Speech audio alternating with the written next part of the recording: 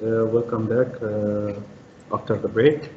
We will have in this session three different talks. Actually, they are very interesting talks. The first talk will be given by Dr. Kutubuddin Molla. He's a faculty scientist at the Acorn National Rice Institute at India. He got his PhD and master from India. And after he got a fellowship from Fulbright, he spent like 2 years in Pennsylvania State University, and he's an expert in plant genetic engineering and genome editing. He's actually interested in CRISPR-Cas9 and advanced editing techniques for crop improvement. And his talk is going to focus on CRISPR-Cas9 toolbox for basic and applied genetics. Welcome, Dr. Molla, and you can start. Yeah. Yeah. Okay. Thank you very much for your nice introduction. And after a long technical hassle, I could be online with the help of your IT department and Dr. Ahmed Salam. Thank you very much. And also, good afternoon, everyone, to all our audiences and my next speaker, Professor IPGG and Professor Peter, and all the producers of this second IPGG. So it's my pleasure to talk about this fascinating technology, CRISPR-Cas. And I would be talking about a lot of tools that are available in the toolbox for basic and applied genetics. Okay. So if you see this seminal paper came online on June 28, 2012 in the journal Science. And this paper was co-corresponded by Jennifer Doudna and Emmanuel Charpentier. And this paper actually took the whole biological world by storm. And as a result, the Nobel Committee decided it is in the history that it took only 8 years from the first publication to the Nobel, only 8 years. So you understand that how much important and how much revolutionizing this technology is. So I will be talking about this technology a lot in my later slides, and also in my two next speaker also would be talking about this. So coming to the outline of my today's presentation. In the part one, I will be talking about a bit of methods like what is genome editing and why genome editing is necessary for biology, for agriculture, for therapeutics. And also I would be briefly introducing you to the main CRISPR-Cas9 technology and how it could be used to disrupt a gene of interest. In part two, I'd be talking about beyond the knockout of a gene, but I will be talking about more about gene regulation, CRISPR activator, CRISPR interference, and then epigenome editing, live cell chromatin imaging, and then CRISPR detection. I will be briefly touching each of those topics. And in part three, I will be going into details of precise editing, mainly through base editing and prime editing. So in order to refresh our understanding of DNA and gene, this slide is a very basic slide. Human body is made up of 37 trillion cells. As also for a higher plants like rice, it has also trillion of cells. And if you see, this is an example of a plant cell, a single plant cell that has a nucleus. And this nucleus is one of the most important organelle inside a plant cell, because it harbors chromosome, and this chromosome is nothing but a coiled long thread of DNA, and so this DNA is coiled around the nucleosome protein. So in order to understand my whole presentation, just remember the DNA, no need to remember the nucleosome protein, okay? So as I said, chromosome is nothing but a coiled long thread of DNA.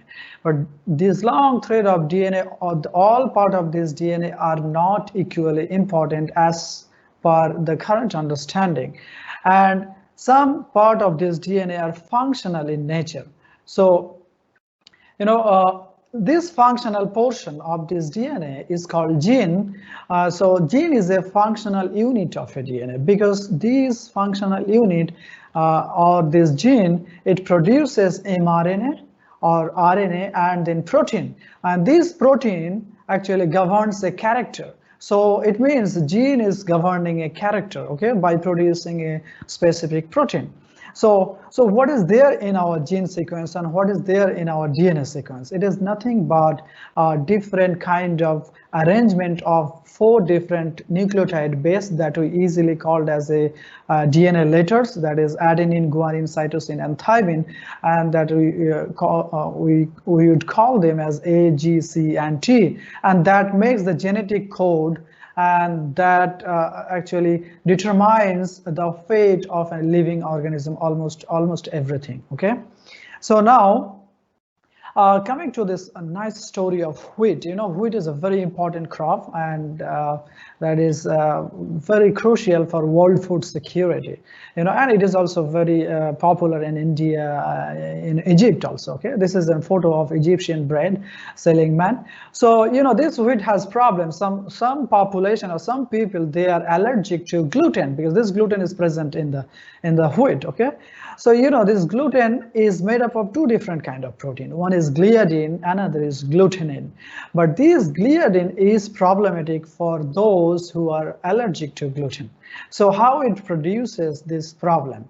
You know, this gliadin is for some people, this gliadin protein is treated as a bad protein, not as a good protein coming from a good food. Okay, so as a result, their body produces immune response, because they treat it as an antigen, so as a foreign protein which is not good for health. So as a result, it continuously activates its immune responses, and these immune responses also destroys the villi in the small intestine, and leading to nutritional deficiencies, and as a result they suffer from celiac disease. You know, so this is in a small intestine that has a long finger-like projection of villi that can absorb nutrition very well, but those who are suffering from celiac disease because of this gliadin, they have a destroyed villi and they cannot efficiently absorb food energy. You know, so that's the main problem.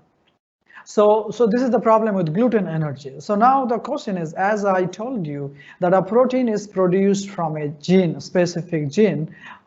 So the question is there a way to disrupt specifically the gliadin gene? It means the gliadin protein producing gene.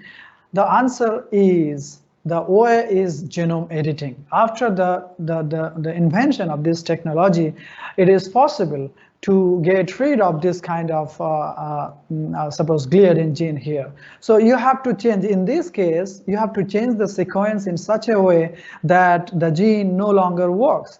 Suppose this is the gliadin sequence. So suppose this GGTG is here, so you can make them CCCC. So the sequence is disrupted and it would no longer work to produce a gliadin protein. Suppose this region is the gliadin region, so you need to lock that region. You need to lock that region so that this gene does not produce the protein, and you have a good, you can avoid that gluten energy, you know, gluten allergy. So now CRISPR-Cas9 is the latest and most efficient and most widely adopted genome editing technology.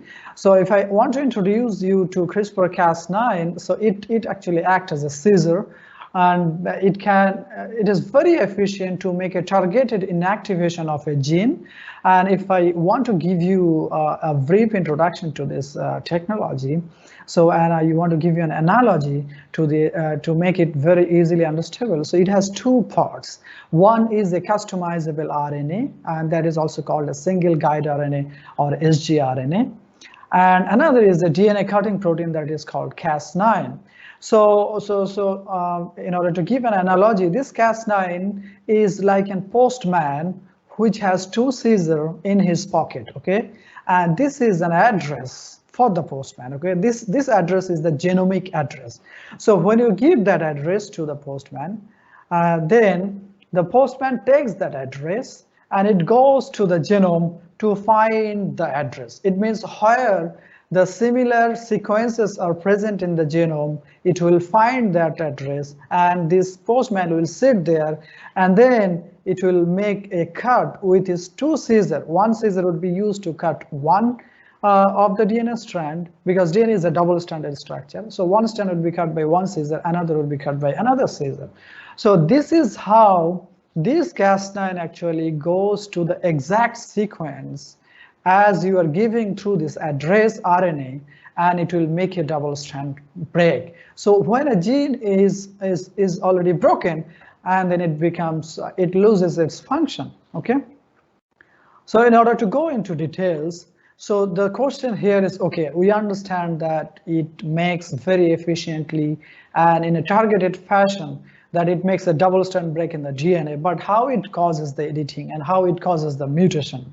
Okay, the answer lies here. You know, once the Cas9 makes a double strand break in a desired gene or in a desired DNA sequence, then the cell takes it very seriously and it immediately activates its repair system to repair it. You know, DNA is a genetic material, and any damage to that DNA is taken very seriously by the cell, because otherwise the survival would be in question, okay? So now, cellular repair mechanism, these two mechanisms are these two are most common and most widely studied pathway. One is non-homologous end joining, and that is simply, you can call them as religating the both broken end, okay? So this is a predominant pathway in most higher eukaryotes, including the plant system, okay? So, but this NHJ is error prone. So because of repeated cutting of Cas9 and repeated repair, sometimes it makes some error, and due to this error, during that religation, it can add or delete some DNA letters. Means it can add some extra DNA letters like AT, or delete some GC, all these things. So in this example, this red is designated to show that there's one or two base pairs are inserted, one or two DNA letters are inserted. So because of this extra insertion or some deletions, the open reading frame or the whole sequence of the gene is disrupted. So it would no longer produce the same protein as it was producing in its original nature, okay? So this actually causes the gene knockout or gene mutation. So if the protein is not being produced, so the gene function is gone, okay? So this is a very highly efficient way to knock out and create mutant for a target genes, okay? But this is another pathway that is called homology directed repair, and it is utilized for precise editing, but I'm not going into details of this one, and it is extremely inefficient in higher plants, okay? So now, from this video, you would be understanding a little bit more about how it actually causes the disruption.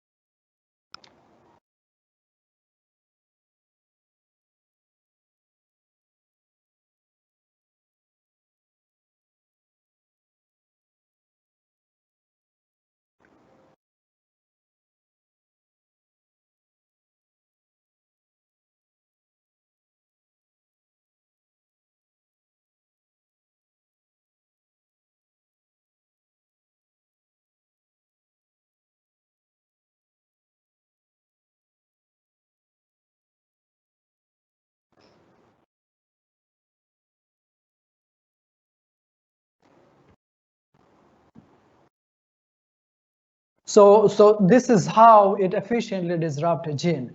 So now coming to in order to give you an example, this is the example I should use because I introduced genome editing to you with this problem of gluten allergy. So CRISPR-Cas9 has been used to develop a low gluten non-transgenic wheat recently.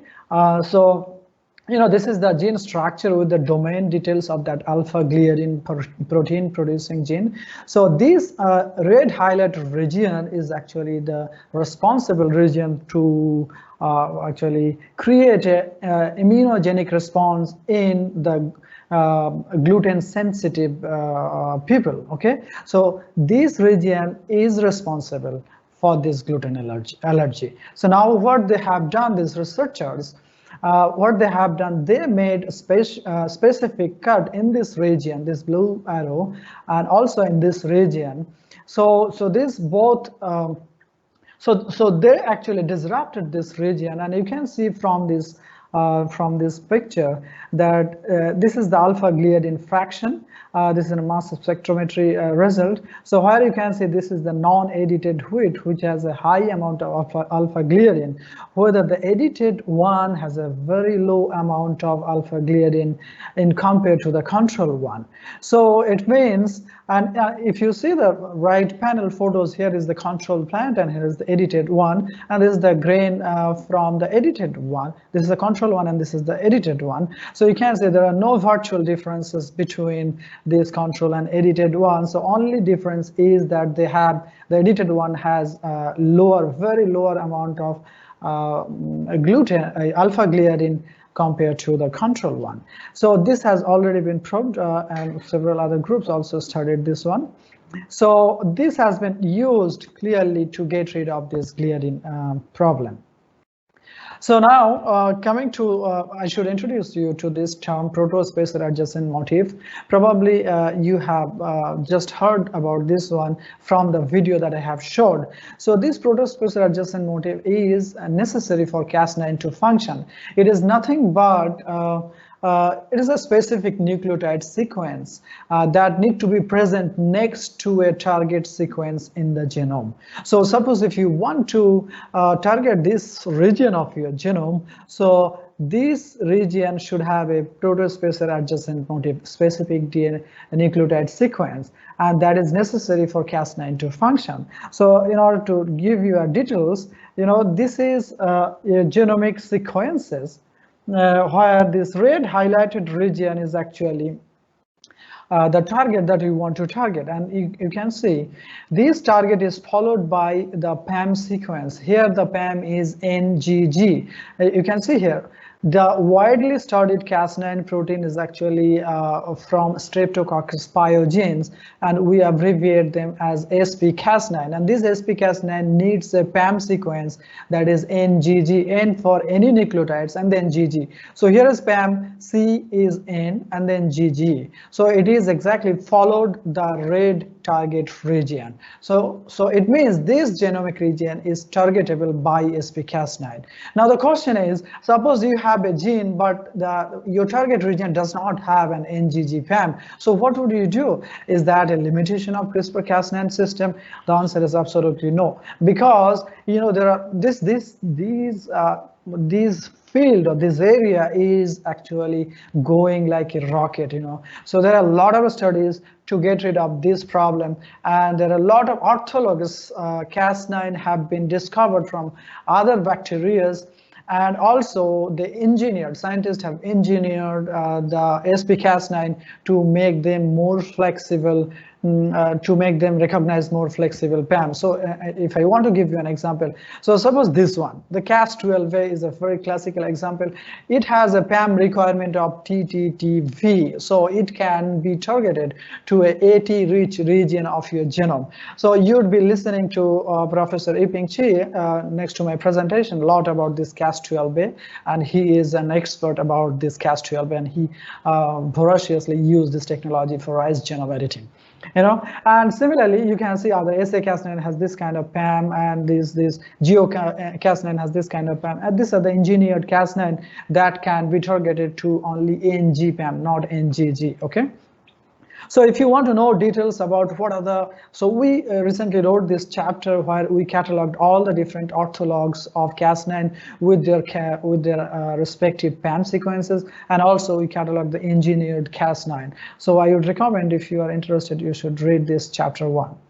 Okay, so as I told you that when NHEJ mediated repair happens after Cas9 makes a double strand break in the genome, then due to this error by NHEJ, it would randomly insert insert or delete some base pairs from that cut region. You cannot control the outcome of your mutation. So you exactly don't know what kind of mutation it is going to generate. You don't have that control. You only make the double strand break, okay? And then cellular repair would make the changes. So here, these would help you to predict or better design your experiment, because if you could predict the CRISPR-Cas9 induced mutations, so if you have a big repair data, means you did a lot of experimentation, you have experimental details, means what kind of guide RNA have you used, and then this is the repair data. You have both kind of data, and if you fit them to machine learning model, and if you develop some machine learning models, then this could predict the guide RNAs, which would give you a good result and good outcome of mutation. And also, it could also predict what kind of mutation you are going to get, what are the likely mutations it would generate from using this guide RNA. So this is a great kind of tools that has recently been developed by several groups. So if I want to give you a simple example, so just consider this one is a guide RNA, 20 base pair guide RNA, and this is the PAM sequence. So if you see this, if the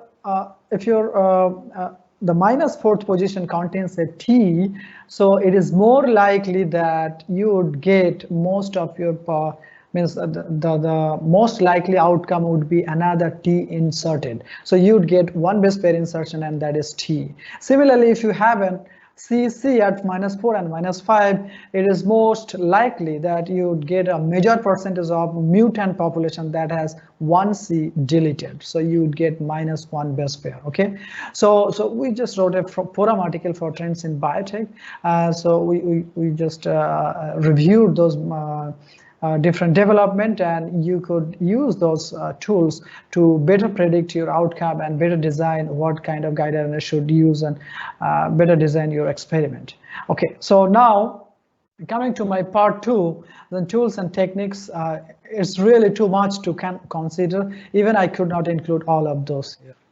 So if you see, the problem is, suppose it's okay, it can make a targeted double strand break in a gene of interest. But if you ask me, what if I have to disrupt 4 different genes in one experiment, simultaneously 4 different genes disruption? So that's called multiplexing, multiplex editing. Yes, that is also suitable with this system. That is very easy with this system. That multiplex editing would also be talked today by IPGG.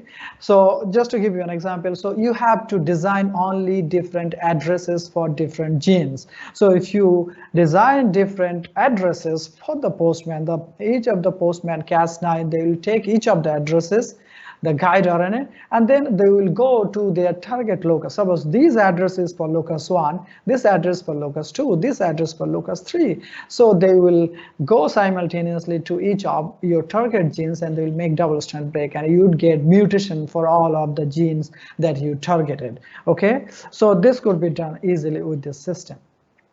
Now, in order to give you an example, very simple example, this is a classical example from Cold Spring Harbor Laboratory. They have published recently. So what they have done, they have targeted promoter, the edited promoter, and they rapidly generated dozens of novel cis regulatory alleles. They targeted this tomato clavata 3 gene promoter, this is a 2 kb region, and they target it with 8 different guide RNAs. So they gave Cas9 with 8 different addresses. So these arrowheads are each of the addresses. Okay, so when they make a lot of simultaneous cut, and they generated a lot of different combinations of the cis regulatory alleles, and when they phenotype they're all the mutants, then what they have seen strikingly that this is a non-edited one that has 6 florets, and they got even 9 florets, and you can see the changes in fruit sizes and fruit locule number, and an enormous increase in fruit locule number and size of the fruit with this different combination of cis regulatory alleles by multiplexing promoter editing. Okay. So this is so when you get a lot of different combination, then you just go for phenotyping, and then you select for your desired phenotypes that you are looking for. Okay, So now I would be talking about beyond double strand break in the genome. So, I'm not going to talk about this one because you understood this one. But what if you snatch one of the Caesar? I told you that postman Cas9 has 2 Caesar. Now you snatch one of the Caesar from that postman. Now it has only 1 Caesar left. And because of this 1 Caesar, this kind of Cas9 can make only a single strand break, not a double strand break. And this single strand break is called a nick. So this kind of Cas9 that has 1 Caesar is called nickus Cas9. And now, what if you snatch both of the Caesar from the postman? Now it became dead Cas9, but it is not really dead. It is not really dead because it is not really dead because it is catalytically dead, but it is catalytically dead, but it can bind to a specific sequence if it has a genomic address, okay? So it can bind, but it cannot cleave. So why I am telling you, you'd understand in my next slide. So now, if you want to play with the gene regulation, this is a very good method that CRISPR interference mechanisms. So if you use these dCas9, and if you give a genomic address that would take the dCas9 to enhancer promoter and 5' untranslated region, so that the dCas9 could occupy that region and it would interfere with the normal transcription of the gene. So it would ultimately repress the gene transcription. This is one way. Another way is that scientists have used, they fused dCas9 with transcription repression domain, that is a CRAB domain. So if you fuse with CRAB domain, CRAB is a well-known transcription repression domain. So this dCas9, when they bind with enhancer or promoter or 5' UTR, this CRAB is also present there, and CRAB has the property to inhibit transcription. Okay. So could you please stop the movement of your slide? Someone. Okay, thank you. This slide is the cursor is moving. Someone's cursor is moving. Don't move it. Okay, thank you. Okay, so what I told you that dCas9 fused with CRAB. Again, please don't do that. So when dCas9 is fused with CRAB, the CRAB could inhibit the transcription, and that's called CRISPR interference. And now if you want to do another thing, what if you want to activate the transcription of, if you want to increase the transcription of a gene, then the similar kind of method has been used where dCas9 is fused with a known transcription activator. In this example, it is VP64, but you could use other activator proteins also.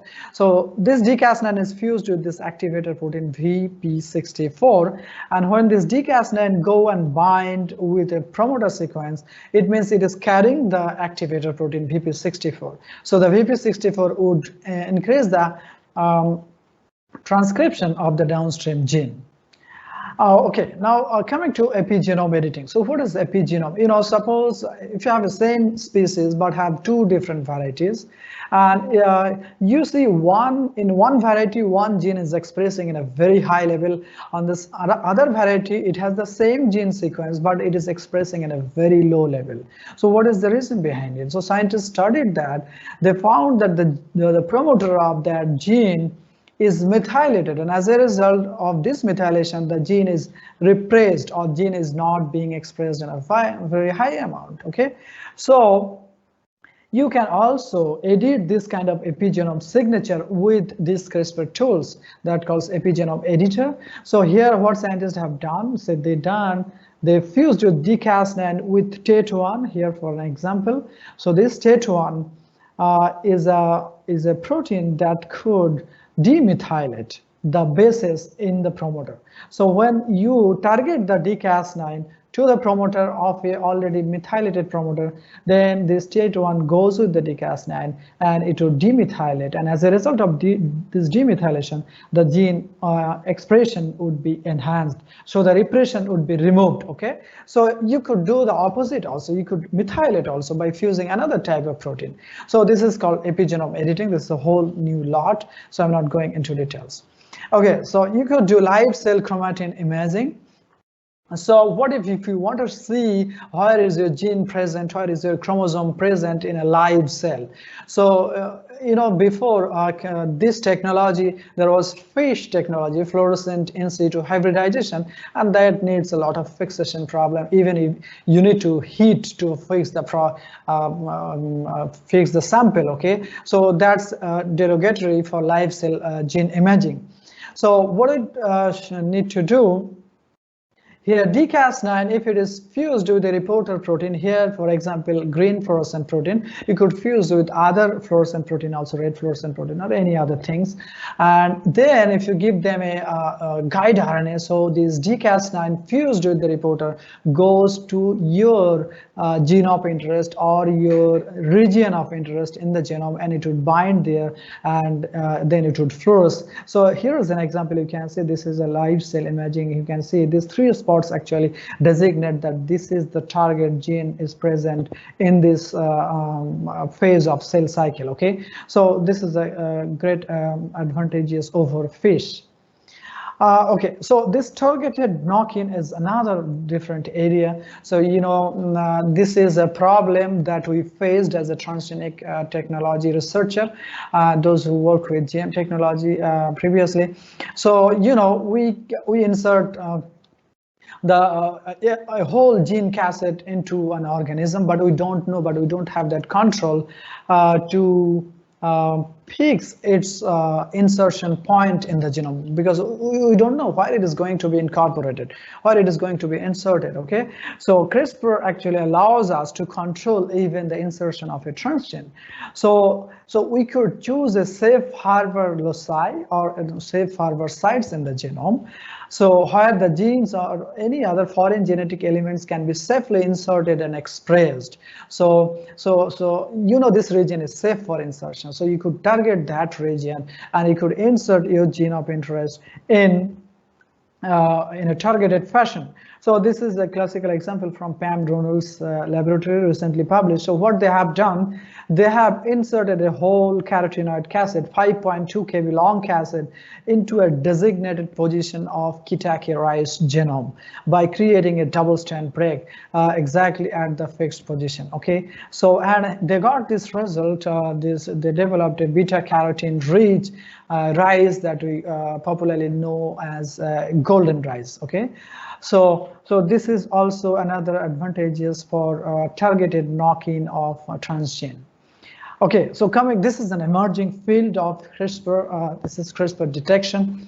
So CRISPR tools could also be used for precise nucleic acid detection.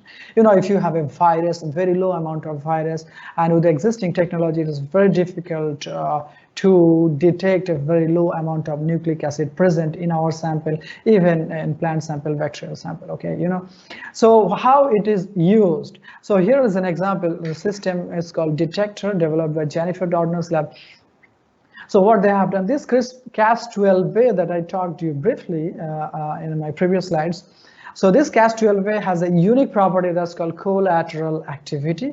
So collateral activity is nothing but so it can target a DNA and it can make a cut in the target DNA, but it also can non-specifically cut other single-stranded DNA if it is present around this protein. Okay, so how they have used this collateral activity to develop this detector system. So this is a simple single-stranded DNA, which is in one end of the single-stranded DNA there is a fluorophore that would fluoresce, and in another end they fused a quencher dye. So when the quencher is present with the fluorophore in this intact situation, the quencher would quench the fluorescence from the fluorophore. Okay, so when they are both present in the single-stranded DNA, they don't show any fluorescence. But if you have a tube, suppose, and if you add Cas12a and then you add guide RNA that is specific to your DNA target, to the DNA that you want to detect. Okay, so now in that tube of sample, if you have the target DNA, then the guide RNA would bind there, and once it binds the DNA target, then Cas12 get the signal and it would also make a cut to the single-stranded DNA that you supplied as an additional 1. So as a result of this disruption, the fluorophore becomes single, so quencher is out. So now you would see the fluorescence. So it means when you see fluorescence, it is obvious that your guide RNA find the DNA sample that you are looking for. Okay, so this is a great development in detection system. So similarly, another detection system. So you could ask me, okay, for COVID-19, it is an RNA virus. So or anything which has an RNA nucleic acid, how would you detect those with this system? So obviously there is a system of reverse transcription. I'm not going into details, but you could simply use Cas13 protein. This protein is a brother protein, is the orthologous of that Cas protein. So this protein, what it does not target DNA, but it targets RNA.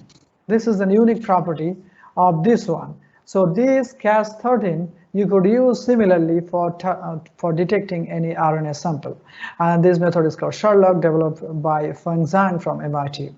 So you know this has been heavily used in the USA for COVID-19 detection, and I think already it has been approved, and they are using this Sherlock-based and also detector-based technology to rapidly sample the COVID detection. Okay, this has is also started using in plant systems for trait detection, pest surveillance, GMO detection, and pathogen identification also. Okay, coming to my last part of my presentation, this is going into more precise editing. Precise editing, what I want to make a point here, that if you have a desired changes, like if you want to change specific this nucleotide to another nucleotide, so you could do with this kind of precise editing. So okay, this is an example. So this is Sam Burns. So he is only 14 years old and he is delivering a TEDx talk. And you know, he is suffering from a rare genetic disease that is called progeria, and that causes rapid aging in childhood, and they look like a very aged person, and they normally dies at around 14 to 17 years of age. So this is very unfortunate. But you know why they suffer from this disease? We know exactly what is the reason. A healthy boy has a C nucleotide or C letter in lamin gene, whether the progeria affected Sam contains a T. This single changes causes this rare genetic disease. So we know the reason, but we don't have a cure. This is another example from plant perspective. This is a Ketake rice variety, and this is a mutant. So you can see it is heavily infested with a pathogen, fungal pathogen, but this is resistant. And because of this difference, it has a G nucleotide and it has an A nucleotide.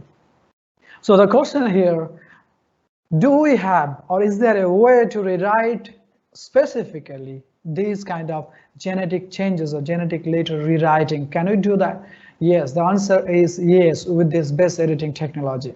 So this is a base editing system. This is called Adenine Base Editor, which could alter a target A to a G nucleotide, and this is nothing but Cas9, Cas9 fused with a adenine deaminase protein. And similarly, cytosine base editor, it has a similar kind of a structure where Cas9 is fused with cytidine deaminase and another protein UGI. It can cause cytosine to thymine alteration in the genome. So you'll understand from this simple video.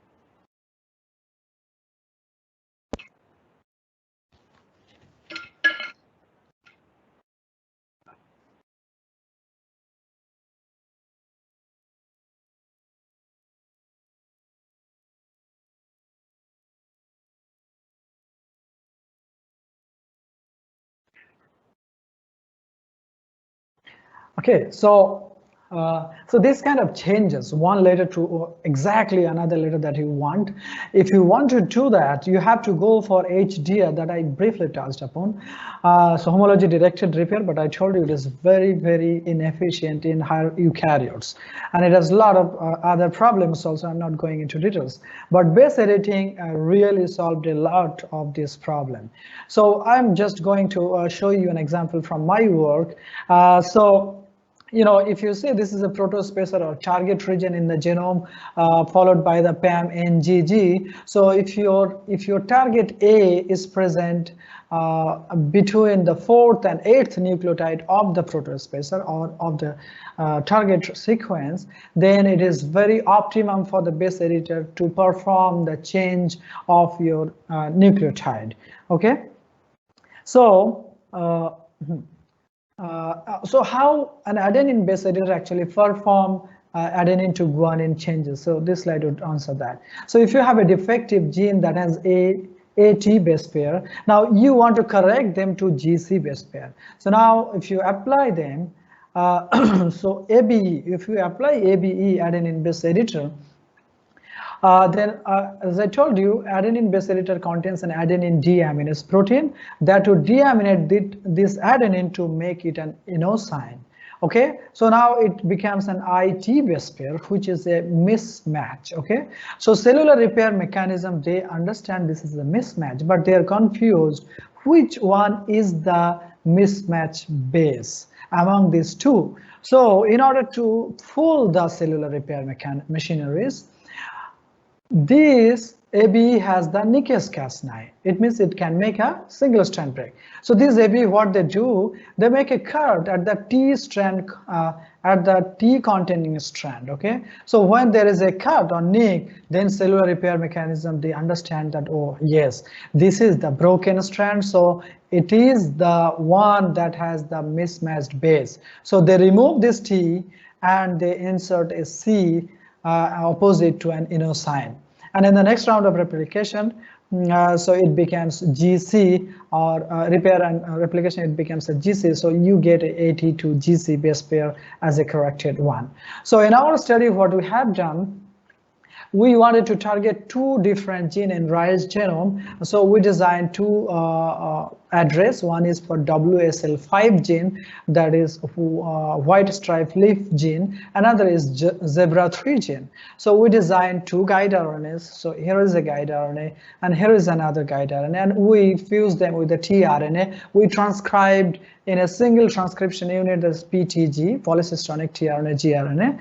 So inside the cell, it became auto-processed because this tRNA is cleaved by RNase P and RNase Z. This is endogenous enzyme, they cleave the tRNA, and these two guide RNA become separate. Okay, and now this WSL5 can take the base editor with them, and it can go to chromosome 4 where the gene is present. Similarly, Z3 would go to the chromosome 3 where the gene is present. So if I want to just briefly present my outcome, so what we strikingly saw in our result, that this is a wild type chromatogram, sequencing chromatogram from the region that we targeted in the WSL5 gene, and we targeted this A base to change. Okay, so this green peak actually designate an adenine nucleotide.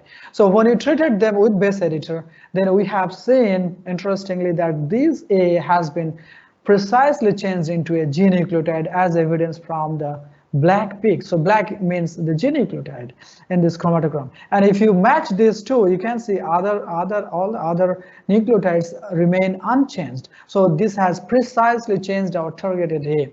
And because of this targeted A change, as expected from the previous paper, that we know that this change would result in WSL5 phenotype, that is white stripe leaf phenotype, and we got the same because of the single nucleotide change. Okay, similarly for our second gene, we have seen a positive result here. The target A is here, and that has also been altered to a G nucleotide precisely, and other nucleotide has not been changed. Okay, and we have seen the expected phenotype zebra3, like here is light green, dark green, light green, dark green phenotype, and other phenotypes also as expected. So we achieved both the gene mutated with this multiplex base editing system that we applied. So if you see, very rapidly in the next generation itself, for this rice plant, we obtained non-transgenic or base editor-free mutant in the T1 generation itself. So this aesthetics actually designate the absence of base editor construct. So the absence of band a PCR band is actually designating here the absence of base editor construct. So we do have base editor specific PCR. So if it is not present, it means that that mutant plant does not have that construct. So how it actually happens? If you see, her example is the base editor, when you transform into the rice plant, suppose it is integrated into chromosome 1. Now it produces the base editor protein and it goes to chromosome 4 where my target actually is. Okay, so the base editor is here, the construct, then it goes to target and then it causes the mutation.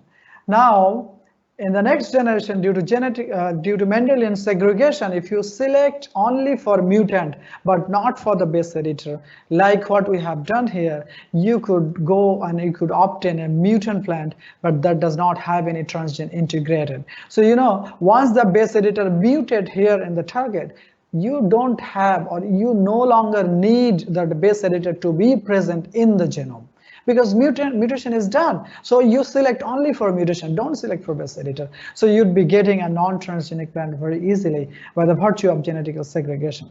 Okay, so we moved forward to do another interesting study with this base editor.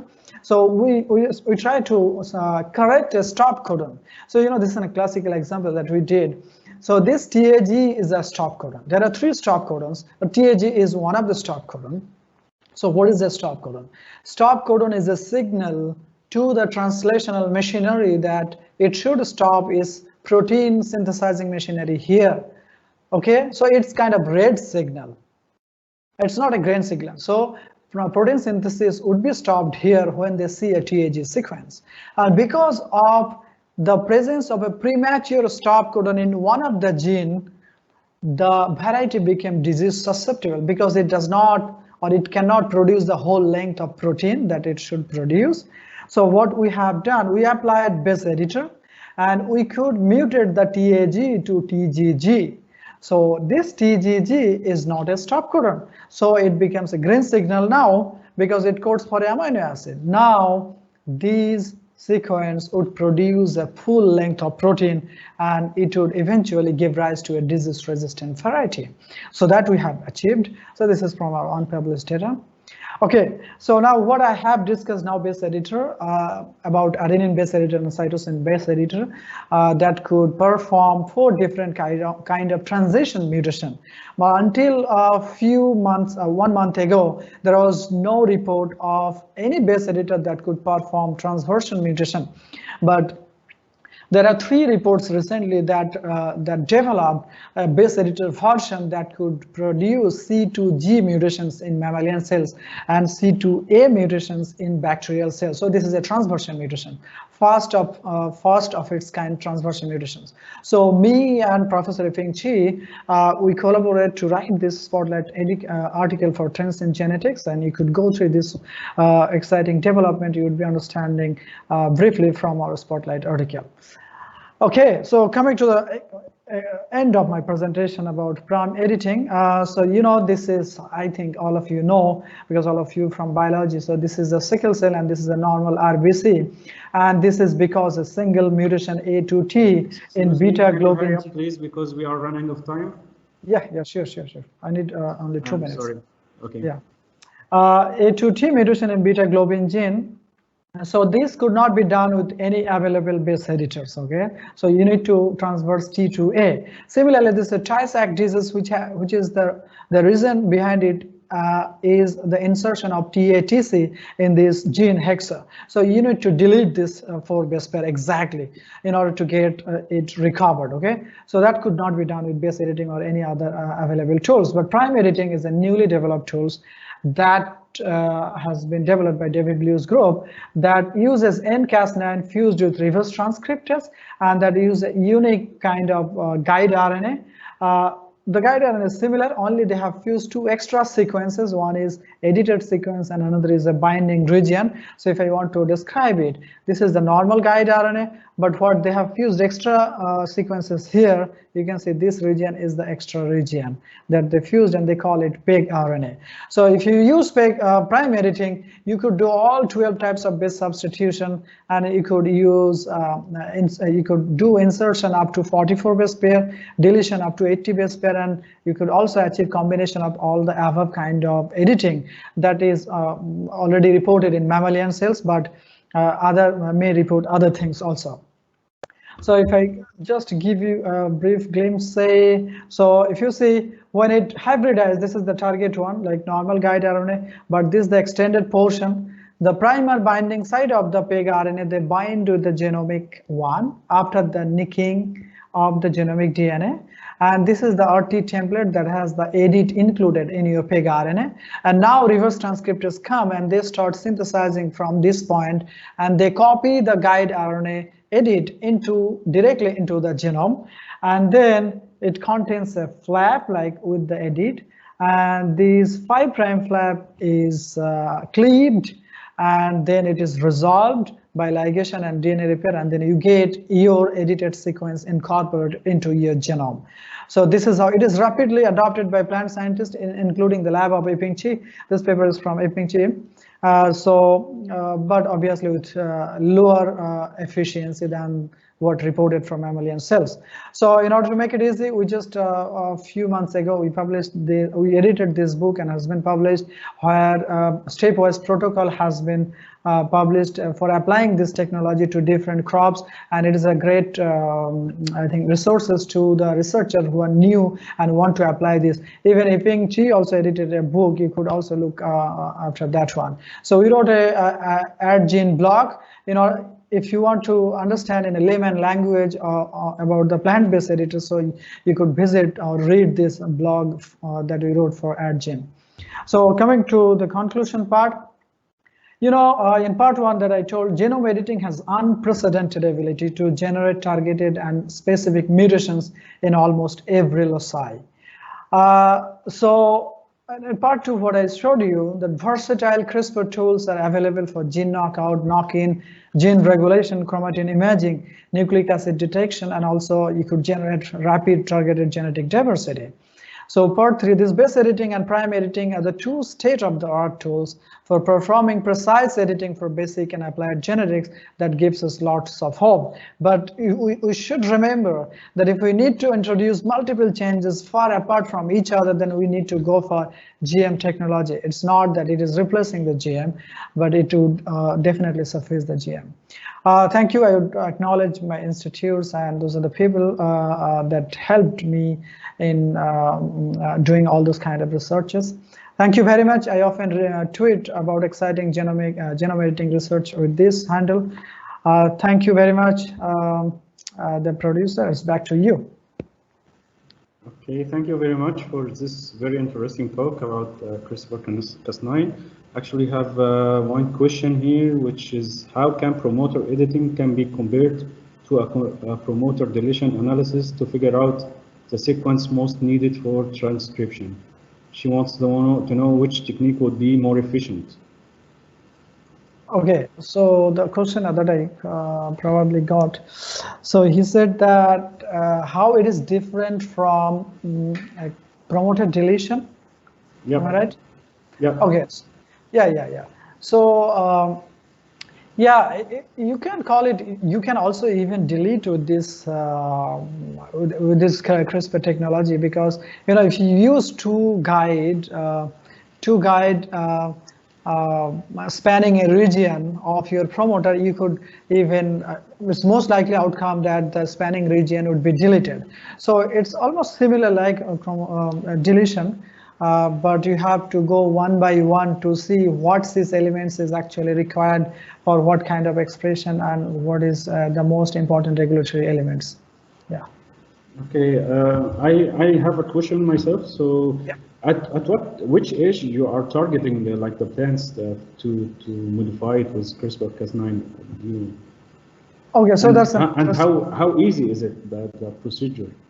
Okay, so that's an interesting question. So yeah, that's another big area, So you have to insert the reagents into the cell. Okay, so there are a lot of techniques followed by what we do.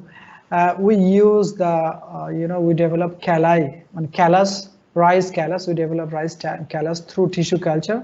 Yep. And then we use the transformation technology like agrobacterium or biolistic. So in that kind of dividing cell, we use the agrobacterium that harbors the CRISPR-Cas9 construct.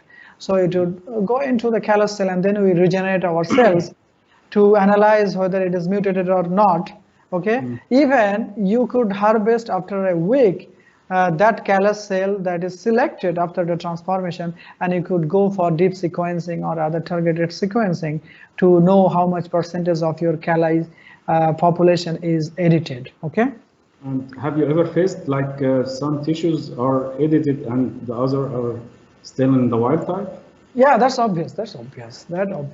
So that's obvious that some tissues would not be edited and some are edited. So that's where efficiency actually lies, you know. So that's also depends on reagent delivery, how efficient it is. Okay, even it is 100% delivered into the reagent, it depends on the genomic consequences. If it is good for editing, so it would be edited in a very high efficiency, but in the other genomic consequences context, it would not be edited. So that's the common outcome of any genome editing experiment. Okay, thank you very much. Very interesting talk. And now we are going to move to the next talk. The next talk is gonna be given